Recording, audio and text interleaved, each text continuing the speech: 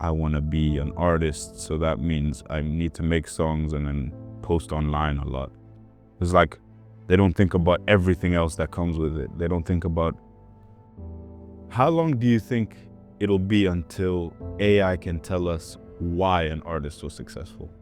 But now it's like someone can sit in their room for 6 hours straight, come up with 8 bars that work, post it on TikTok, and now everyone thinks they're a rapper. But in terms of a finished song or creating something fresh and new, I really don't think that's anywhere close to coming and stealing my job, for instance.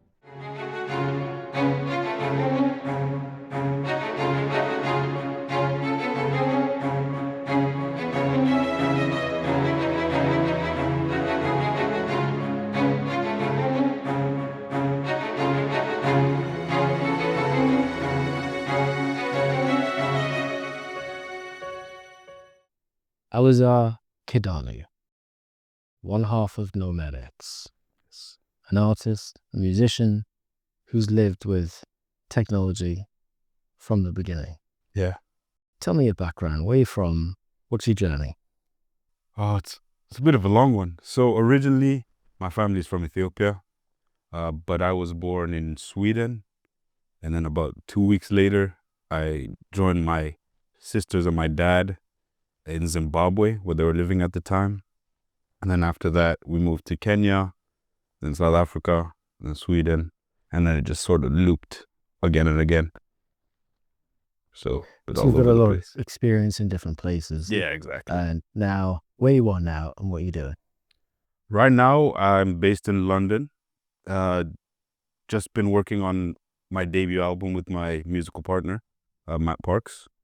And for the last 2.5 years, I'd say, perfecting our craft and getting ready for the world. To take it by storm, I guess. Okay. So obviously this podcast is about AI. Yeah. So what have you learned how AI has in fact influenced your life musically and in many other ways? I guess the first big influence AI had was as a consumer. Because back in the days, it would be CDs and you purchased an album or purchased a single, but now it's a bunch of streaming platforms and the algorithm sort of directs you to what you should listen to or something that's similar to yours. So I think this is something we've talked about a lot in the past. The fact that the algorithm is guiding us to stuff that's similar to our taste, our scope is sort of narrowed because we don't discover new things in the same way they did before, and I did when I was younger, I guess. It's more sort of curated and everything's samey. So your world kind of it's bigger, but gets smaller at the same time, which is quite interesting. Give me some examples of that, of how did you discover a world of music that was undiscovered and improbable to be discovered to you? I think once you step out and meet real people with real influences and real experiences, it's a much more vast diversity in the types of sounds you get. So for instance, with me and Matt, we listen to a lot of the same music as our age groups. But once we started working with our mentors and started sort of getting guided, we heard their experiences. And it's sort of, each person is the time capsule in a way, because their favorite music is tied to a memory of that time. So just going around meeting people and listening and hearing their songs for specific times and memories tied to those songs, it really just explodes your whole database of songs, because everyone has a memory with a certain song that was when they were younger, and you wouldn't really get the same feeling if you just allowed the algorithm to take care of that instead of going and, I guess, communicating with people in real life.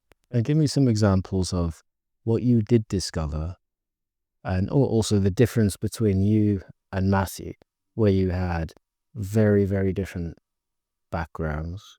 You came across different music, but for both of you, there's probably a lot of music which has sold hundreds of millions of copies that you didn't even know existed. And that could be very much down to AI as well. Yeah, exactly.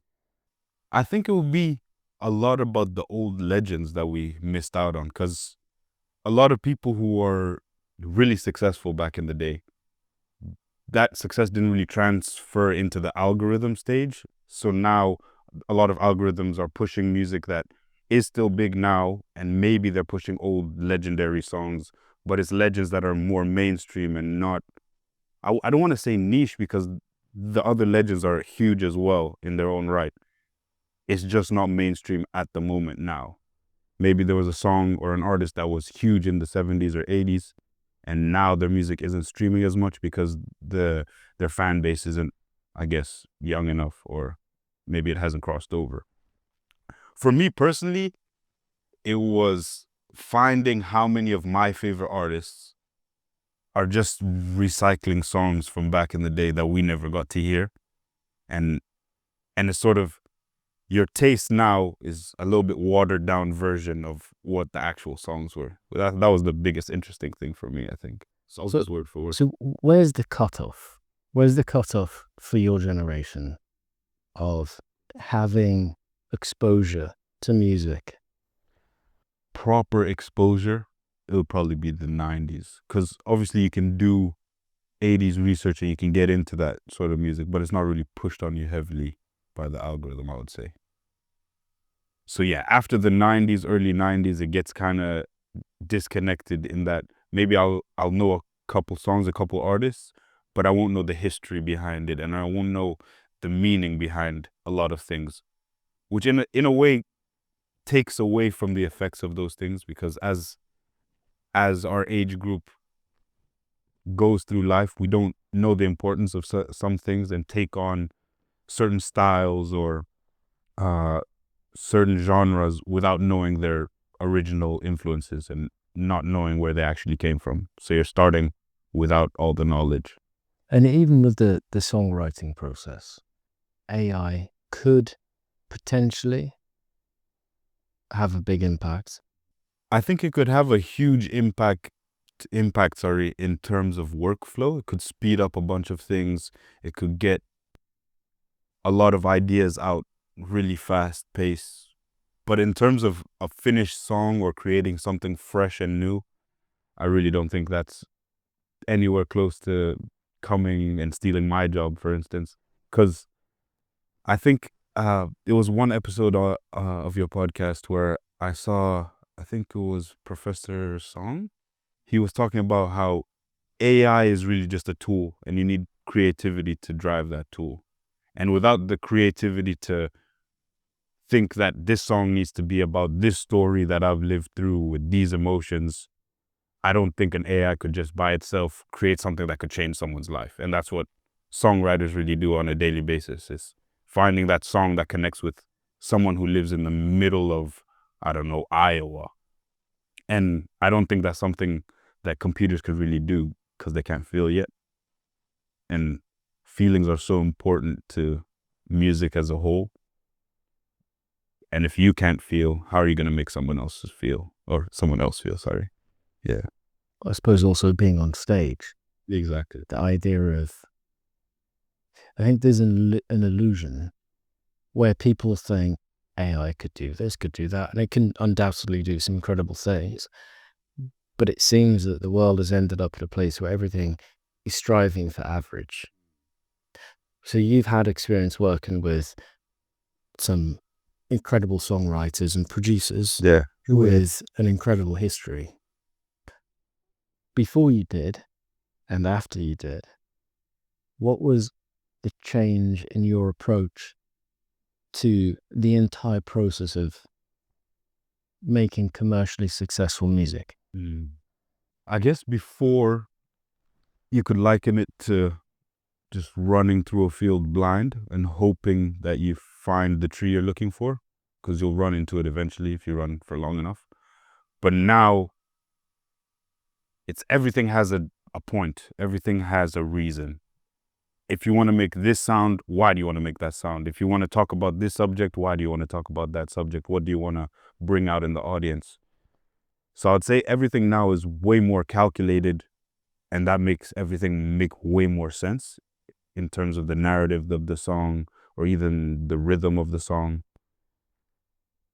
yeah, everything's just way more calculated and thought of. Before it was just, oh, let's see what happens. So you worked on a soundtrack. Oh yeah. You did the title track. Yeah. Tell me about that. Yeah, that was incredible. So Beyond the Beach is a documentary. It's your documentary. It's a great one. The documentary itself is mind-blowing and gets you in a state of vulnerability that not too many other documentaries these days dare to even put you in that spot. And the things it talked about resonated with me personally, as my family are immigrants and we dealt with difficulties in life. And those journeys are something that I've heard from my family and my personal family. So to get the opportunity to write a song like this was actually really cool, because it's the first time in my career I felt that my music was attached to something that meant something. And that really changed a lot, because I think after that experience, I really got to grips with making music mean something, and not just making a song to make a song, and not just, oh, I'm going to the studio to have some fun. I realized that what we do in the studio every day could actually be really life-changing. So I think it motivated me to do better. And what's the song called? yeah, the song is called Man on a Boat. You can find it anywhere pretty much. Spotify, Apple Music. It'll be on the Beyond the Beach soundtrack. Yeah. Okay. So from there, you had another opportunity with actually one of the biggest players in artificial intelligence, which we've had the fortune, and we're doing some more as well, with Amazon. Yeah. So I would like you to really think about how you can communicate the value of what you learn. Describe that journey, because I think where it ends up is very poignant and important for people to realize from start to finish. If you take the bit out in between, then you're taking out the magical part, which will effectively, that's where the essence is of what will make AI extremely powerful. Yeah. We were approached to make this documentary for Black History Month, and it started with us just planning on how to film the documentary, what stories we're going to be telling, the people who are going to be involved. And then we had a meeting in this room, and I think it was your idea to just listen to a couple of songs on our album in the next room. And we went to the next room with Dan, and we got to start listening to the Dan's tracks. from Amazon. Yeah, sorry, Dan. Yeah, a great guy from Amazon. He gave us this amazing opportunity. So we went to the other room to listen to the song. And at the beginning, I'm not gonna lie, Dan wasn't too excited to listen to songs. He was there for one reason, and I could tell on his face he wasn't really wanting to do that. But then as soon as we pressed play, it's like we changed his whole world. And I think for me, that was a real confidence booster, because it's like, this is someone who knows what they're doing in their field. This is not someone who plays around or would lie about their opinion. And they like it, and they decided to, Dan decided to include us in the project because he was really impressed with the work that we had done previously.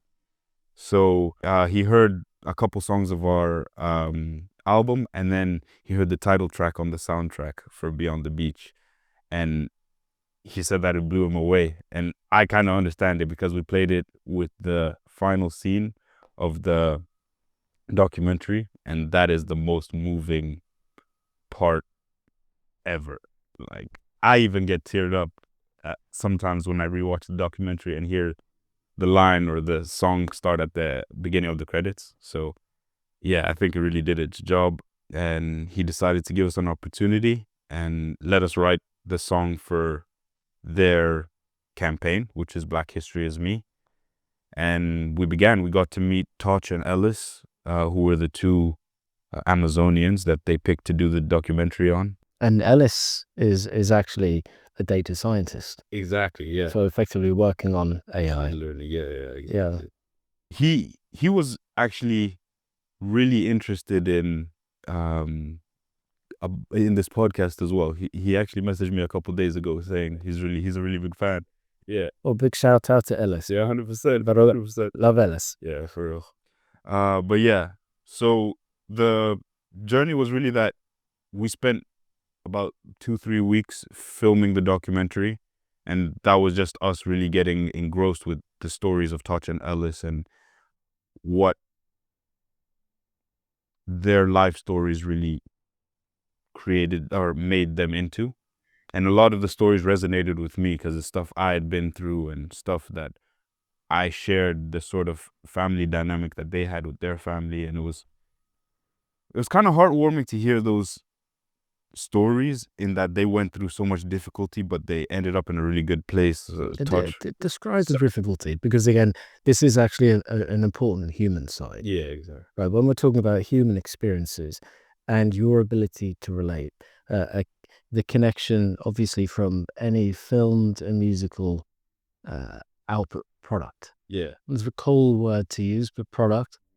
Product is something finished, Exactly. of a quality that performs, that does the job. And when we talk about what are we trying to achieve with a product, musically or in film, it's to connect with the audience and to give them an experience. To go into a bit more detail of the experiences that were shared that you can relate to, which the listeners can also relate to and understand. Yeah. I think for Touch, she talked a lot about how close she was with her family and then ended up losing her mother, God rest her soul. And she talked about how the lessons that she had from her mom are really what kept her going and what inspired her and sort of put that good head on her shoulders for her to be doing all these amazing things as a high representative of Amazon, sorry. And for Ellis, it was exactly the same, which was like he had a good relationship with his father, and he dealt with some difficulties in school, and it didn't really go the way he was planning. And then I think it was either in his freshman year of uni or one of the years in uni, his dad was diagnosed with cancer, and that was during the pandemic. So he wasn't able to see his father for a long time after the diagnosis, and it was something that the family had to deal with. But God bless his family. His father's okay now. His family's okay. But just dealing with those sort of drawbacks in life, and just still having the courage to smile every day. Like if you see, they can watch the documentary. Touch is always smiling. Ellis is always smiling. The two of the happiest people I know. And you would never know they'd been through all of these trials and tribulations because they don't let that get to them. And that's something I really respected. But I think also what we found from their experiences, but again, I think what goes to your experience and as a musician, and for me as a filmmaker as well, is it is that journey, the experiences amalgamated over the journey, which are difficult. And how many times have you written one song on the album and reproduced it? Yeah. And there's one song in particular. When the album comes out, you guys will hear it. It's called Insecure. And I would say that song had 375,000 iterations. That was a solid 7 months of hard work. Maybe an exaggeration, Yeah, of but course. at least 70. 100%, yeah, at least. And but those failures and those drawbacks are what make it worth it to make a song. Because an AI would do that all in under a millisecond. It would do all those iterations, but would it pick the right one? Would it pick the one that made someone feel the way you felt when you were going through that experience, sort of? And that's kind of what led to the actual song that we made, which is called Tell Me Where You Come From, by the way. You guys can stream it anywhere. We decided to focus on that storytelling aspect because every story is just a translation of knowledge. It can be an easy way. Oh, I burnt my hand on the stove. You shouldn't burn your hand. Don't touch it. Don't touch hot stuff. Or it could be how I dealt with the pain and struggles throughout my life and how you can deal with them as well. And that idea of everyone has a story to tell, I think it resonated with me, and I think it resonated with a lot of people because everyone does have a story to tell. And there was a cultural element, obviously. Exactly. Elaborate on that. Yeah, so the cultural element was because obviously it was Black History Month. We wanted to represent the diaspora in as best way we could. So I had a lot of references from West Africa, which is touches from Nigeria. And then we had a lot of Caribbean references as well, because Ellis was from Jamaica. And the fusion between the two cultures is sort of like a homecoming dance, because it's like all the children of the continent, like the Black diaspora is spread across the world far and wide. And there's not exactly one way you can represent Black people. There's not exactly one sound you can use to represent the stories we have to tell. We did a lot of different references. So we had cultural references, like Ellis's favorite saying his father used to tell him was, "We little, but we not we talawa," which is we're small, but we have a lot of cultural impact, which is about Jamaica, because they're a small island. Small but we're mighty. Exactly, yeah. So we have that in the song, and then we have religious Nigerian themes that appear throughout the song. And I tried to put some of myself in there as well, with references from my childhood and things I went through and things that helped me. And overall, after talking to Touch and Ellis, they really both liked the song. And I was really proud of myself, to be honest, because me and Matt went from doing this on an amateur level to doing it on a professional level and actually succeeding in what we set out to do. So I was really happy about that. And it does seem that you're covering the idea that there is much, much more to the human experience than information. Yeah. And in practice, we're all subject matter experts on our own lives. And there is a huge amount of complexity and individuality. How have you seen an impact on your age group, your peers, the impact of ChatGPT, for example? I would say it's a huge increase in the Dunning-Kruger effect. What does that mean? Okay, yeah. So the Dunning-Kruger effect is basically, as you learn more, you think that you're really smart, but you don't know what you don't know. So you ended up sounding dumb because you don't know what comes next. So it's your limited knowledge leading you to think arrogantly, I'd say. But yeah, I think that has become more prevalent in my age group, because a lot of people can just Google something or ChatGPT something really quickly, and ChatGPT can hallucinate and tell you something that's totally out of the ballpark, but they'll take it as true because the computer said it.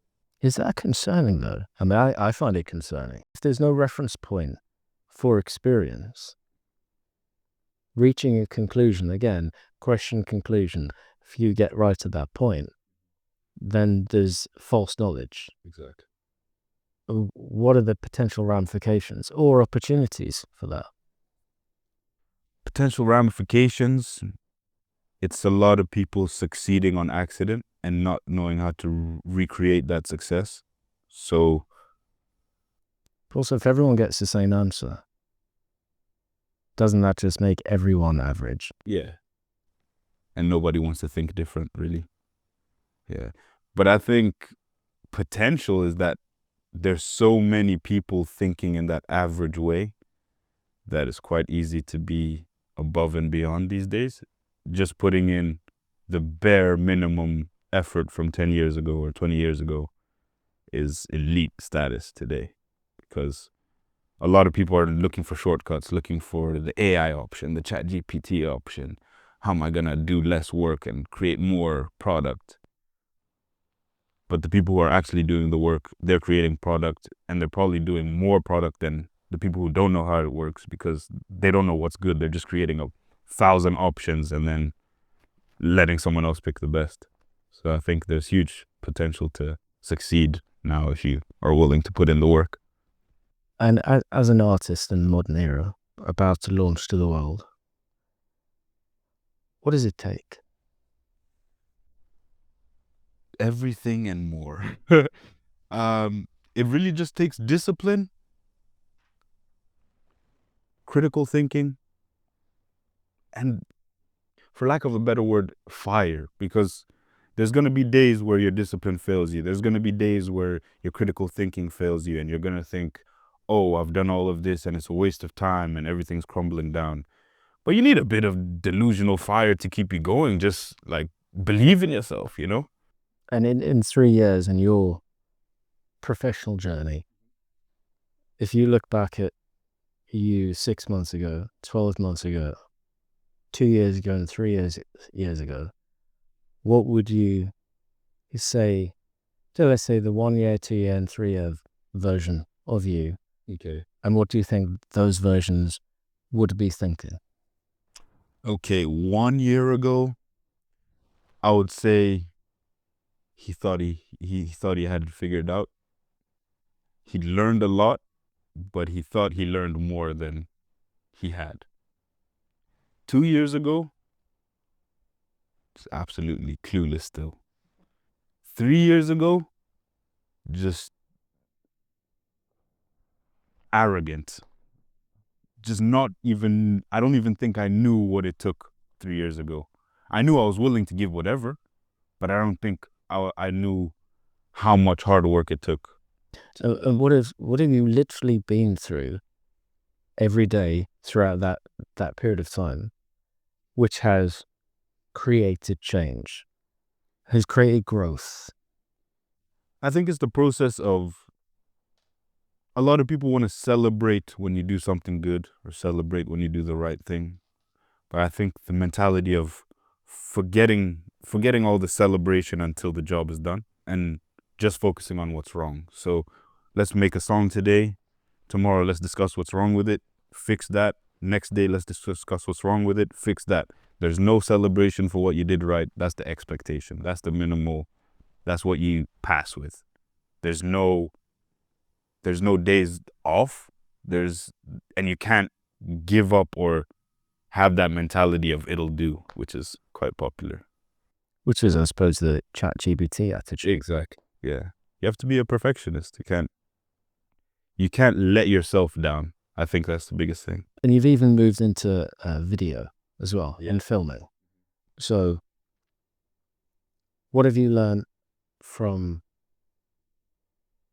cameras, directing, being part of a crew?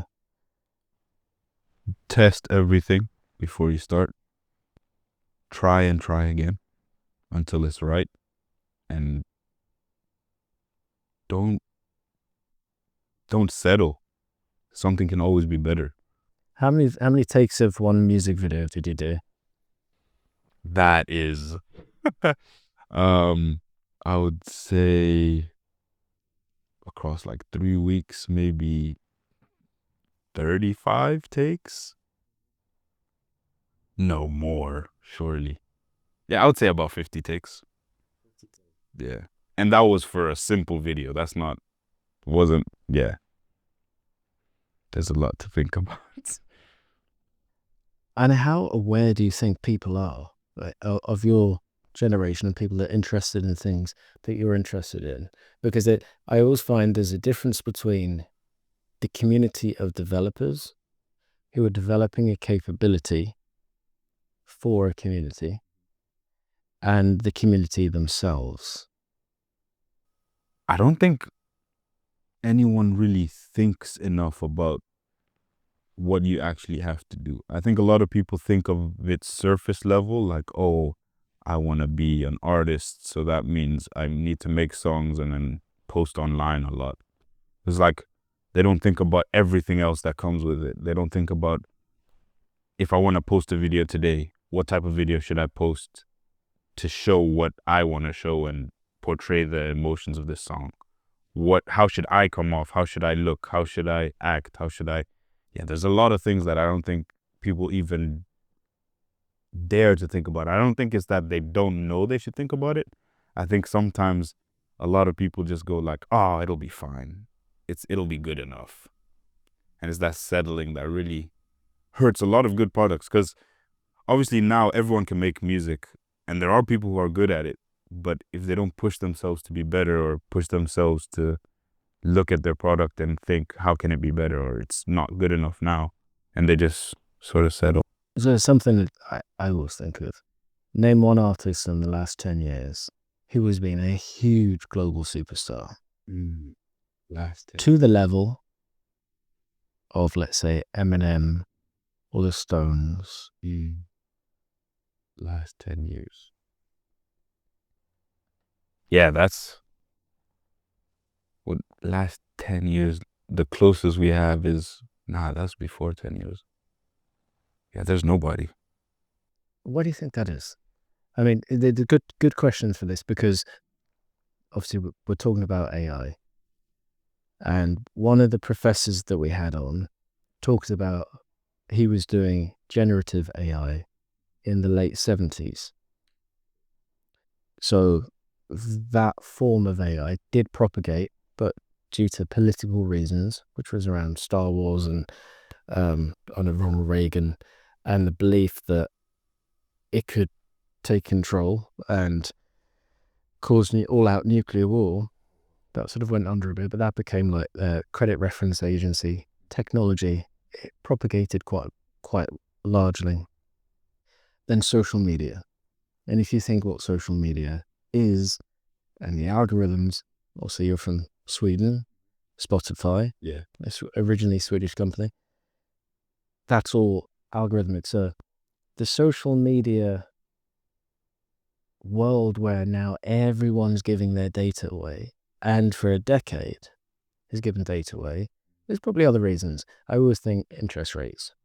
When interest rates went to zero, it meant a lot of people could afford things to give the optics and idea of a decent life. As soon as interest rates go up, suddenly a huge swathe of the people can't afford things anymore. Can't get the cars and credit, can't get the widescreen TVs. I mean, that was a big thing when I was younger as well. Everyone could have access all of a sudden. So there's no feeling of pain and suffering. And going back to what made like Ellison Touch successful was probably the adversity to then overcome. And if you look at Bob Marley, if there wasn't a problem in the world, what's he going to sing about? Yeah, exactly. There would be no punk music if there wasn't something to rebel against. So you look at history and you look at when everything's fine, you end up with EDM, predominantly. But with social media, it's taken the lens of everything from looking outward to looking inward, because you're looking for satisfaction. I mean, The Social Dilemma, as a documentary, that showed a huge amount about it.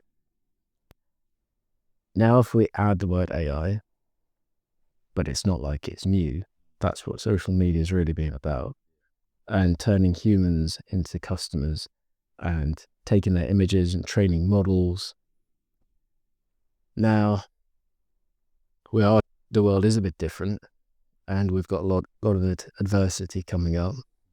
There's going to be a need for real music. Instead of people looking, at themselves, so to speak, and giving all their information away, maybe there's a really compelling time now for people to actually want to communicate and have a message and have leaders which are going to be really interested in delivering something which is no longer average. Yeah. I think social media, in a way, because it let people control the way you saw them, it made everyone into an actor, in a way. So I come from a hip-hop background. Growing up, that was like the first type of music I made.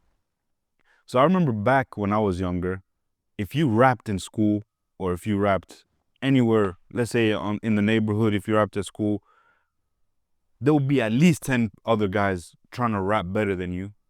And the only way you would get to rap more is if people liked you more than other people. So they would be like, hey, be quiet, let him rap, So it weeded out the people who can't rap. Those, if you can't rap, don't even sit at the table type thing, But now it's like someone can sit in their room for 6 hours straight, come up with 8 bars that work, post it on TikTok, and now everyone thinks they're a rapper.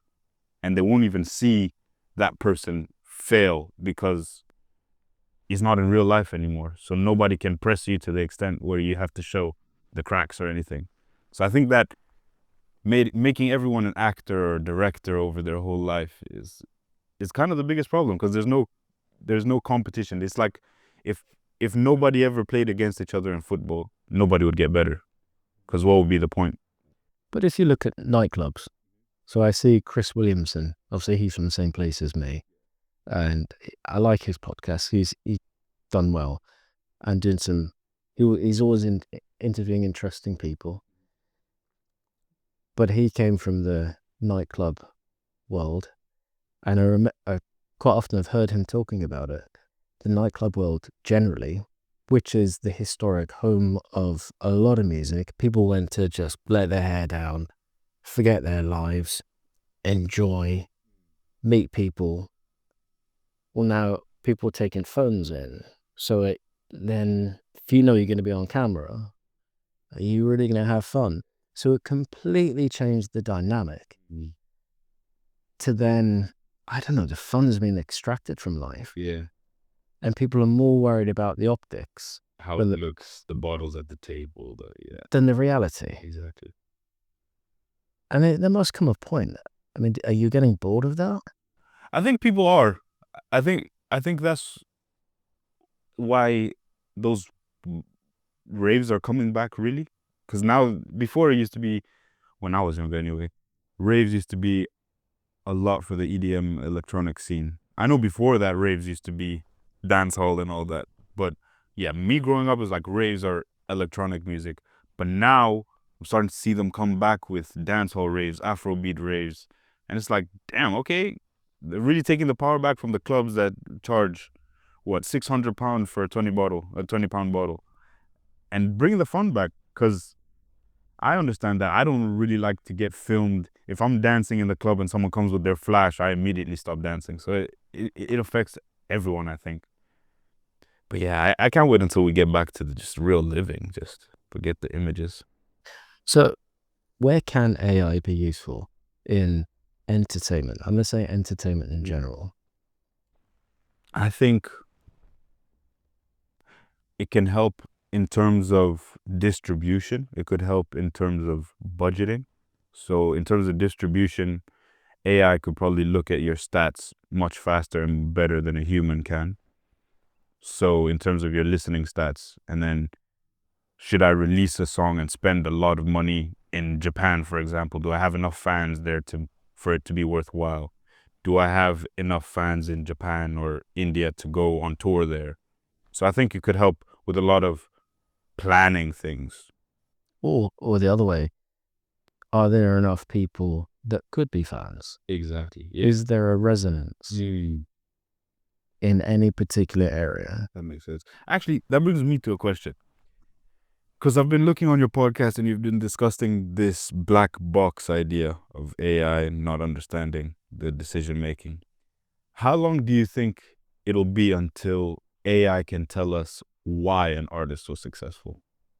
If it studied, let's say Eminem, studied his whole career and told us, do you think it could tell us now, or it would be time?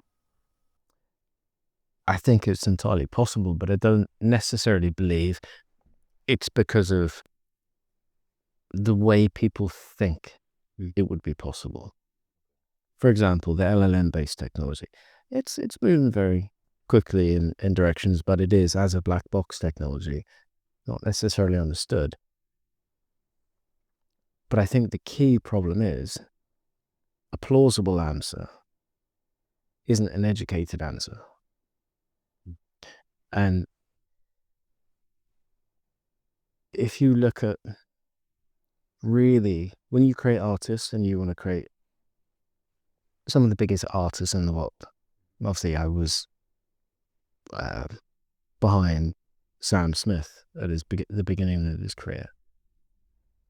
There is a very strong reason that he released his first album, The Lonely Hour.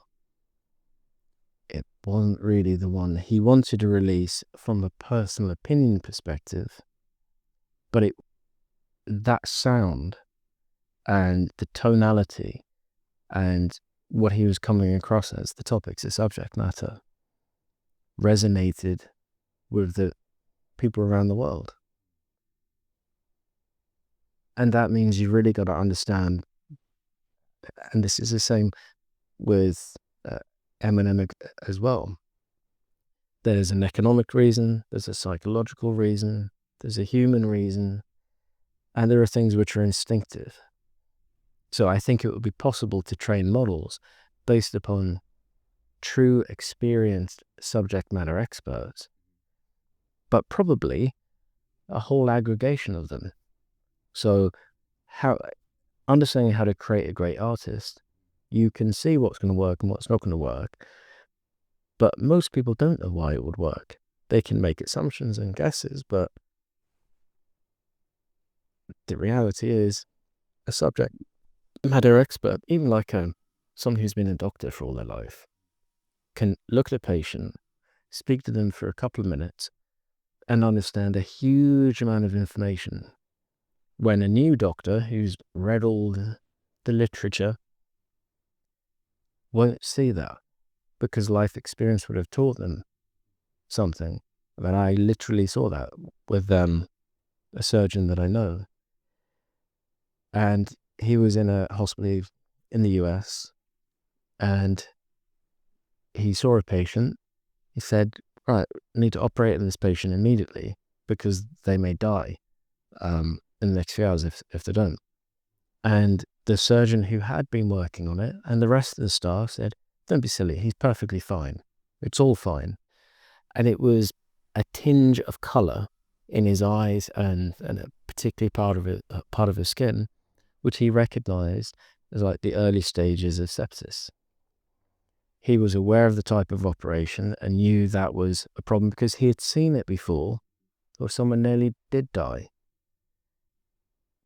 But if he hadn't have seen that, you would have maybe thought, so they've just had surgery, they're going to feel like that, or maybe they're just not feeling too well, or there could be a whole way to rationalize it and not understand the severity of the information that life experience and having been through that before could have identified.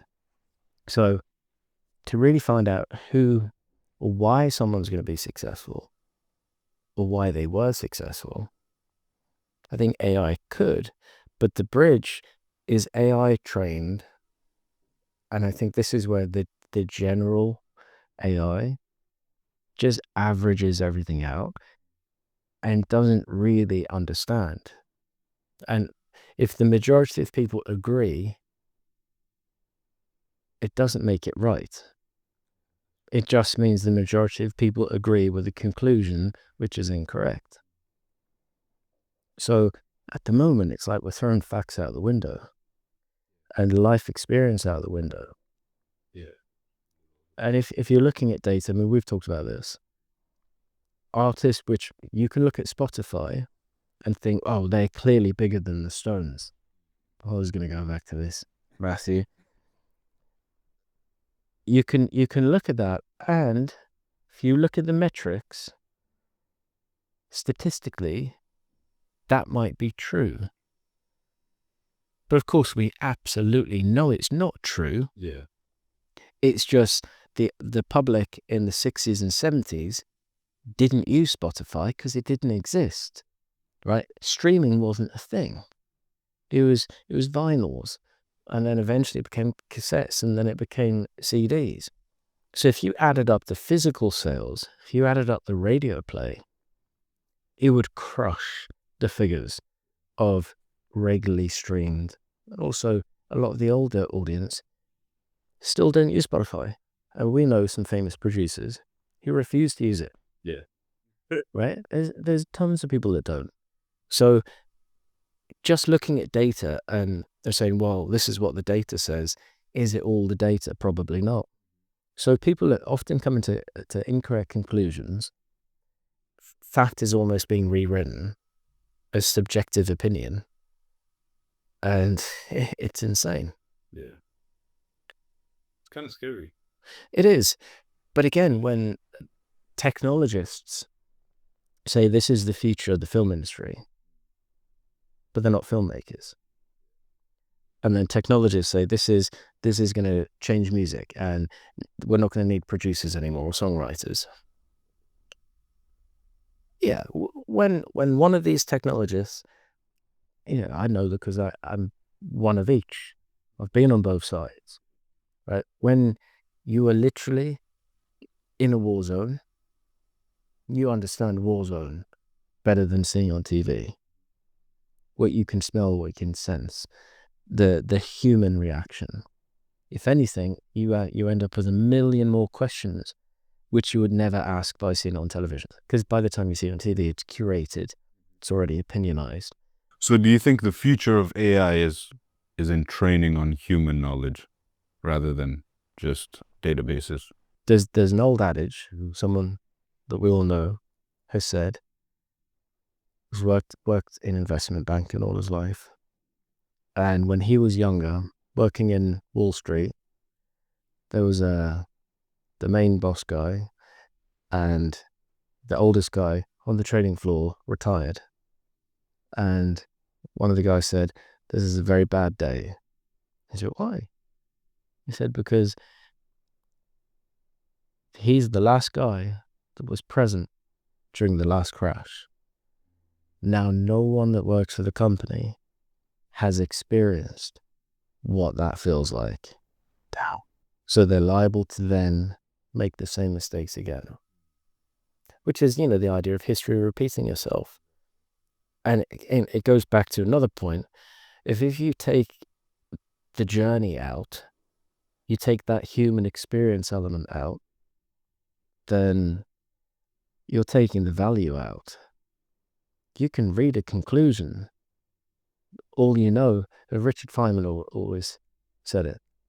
I've showed you that video before, where he talks about his dad taking him around saying, well, what's this bird called? What's that bird called? And here it is in this language, that language, and this is what you call this bird in another language. And his dad says to him, "What do you know about the birds?"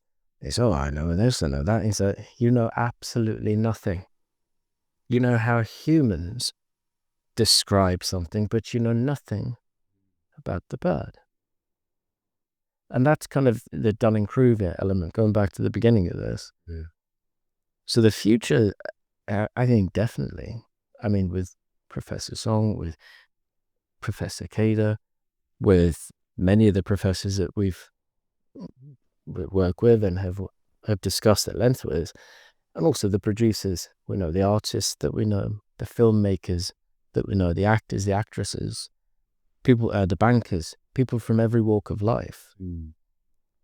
The value for AI will be just like the scene out of Superman, where Superman's a kid and he's up in the North Pole in the ice palace, and he has a holographic version of his dad, who's obviously died on Krypton when it blew up, and his dad is imparting all of the knowledge of Krypton and the history of everything.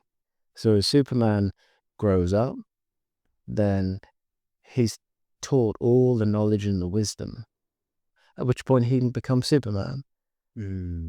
Without that, he's just a Kryptonian with powers on Earth, but he's not a Superman. Yeah. That's like, I can get behind that. You see? Yeah. AI like that, an AI consultant or a AI Jedi master. Yeah. That would be cool. Yeah. Imagine you could have a version of Bruce Lee as your companion and teacher, teaching you and observing everything you do wrong and helping you challenge yourself and understand. Imagine you could have Einstein and have intellectual conversations, or Richard Feynman. Imagine you could have a version of Pharrell. That is fantastic, yeah. Talking you through and questioning. Because instead of saying, "Oh, well done," all the time, it's, "Have you thought about this? Why have you done that?" Questioning, pulling out of you, and also giving you a perspective. Because if everyone is offered the same perspective all the time and not taking into consideration how unique we are, from a cultural perspective, an individual perspective, there's so many things which make us unique. And so many things that make the inspirational people of the past and present unique. Imagine Steve Jobs. Maybe that probably would not be enjoyable. But success is not about enjoyment as such. In reality, it is enjoyable to suffer a little bit, to be challenged, to know that you can come to an outcome which otherwise you thought was beyond you. That there's nothing wrong with pushing and pushing, with the idea of the 999 ways not to make a light bulb, so that you can create that opportunity of finding the one way that you can. Okay. It's like that movie. If everything was easy, it would look like those people in Wall-E. Just reclining on a spaceship. But so what do you think the future, let's say in the next 10 years in the music industry, is going to look like, and how do you think AI is going to influence it? I mean, now that you've explained this consultancy or advice giving, I'd want it to look like that. I'd want to go to the studio and download Michael Jackson and have a conversation about the song I'm writing. That would be crazy. Yeah, and even on a level that's more personal, like obviously people would want to succeed with it and people would want to get advice from the late greats or even the living greats. But I can imagine a much more personal thing that like someone on their deathbed could allow an AI to study them and then leave a copy of themselves to their kids to get closure, I guess, with. And imagine it didn't have to go for a cloud. It was just yours. Just personal. Just your Michael Jackson or just your late father. And then they could learn about you as well. Yeah. So it's personal, it's private, secure, right? So it's not the generic, everyone gets the same answer. It's, again, time needs to pass where it learns and observes and understands, why are you feeling this way? When you're happy, you're sad, you're challenged, you're struggling, and that it talks you through and it learns you, and you get to learn all of it. I mean, that's a lot of work. I believe it will happen.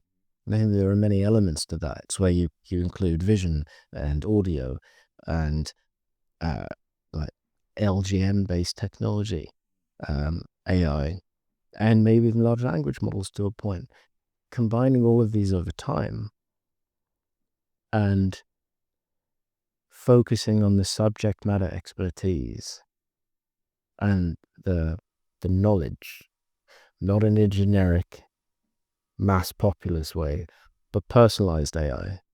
Like Song says, with the ability to control something fluid, like our LGM, real-time, constantly evolving, observational AI. So it's understanding time and space, time of day, time of night, the temperature, what affects you, the relationships, who's around, who's not around. I mean, someone we know they behave differently when they've been around certain people for a period of time. We know, we all do. That's the nature of life. 100%. So but are these considerations that we're being sold? There was someone that was using AI to do their work. They had a job, I think it was at a bank or something, finance group, something. And they were using AI to do their reports, AI to write their speeches, presentations, the lot of it. And they stayed in the junior position for 4 or 5 years, or I think 3 or 4 years. And then like they were complaining online saying, I don't understand why I've been in this dead end position, blah, blah, blah. The work is so easy. I use AI for all of it, but still I never get a promotion. And it's just the lack of thought that you think that AI is doing a good enough job to get you a promotion and you should get promoted because you don't do anything. It's kind of crazy. Yeah, I mean, that's how you put yourself out of a job. But it's not too hard in reality to provide real value. Yeah. And if everyone strives for the average, then you can all expect the same outcome. I'm excited to have my own kit though, like from Knight Rider in my car. To just have an AI companion to help me with life. That would be really cool. Yeah. On that note, Alazar Kidanu. Thank you very much. Thank you very much.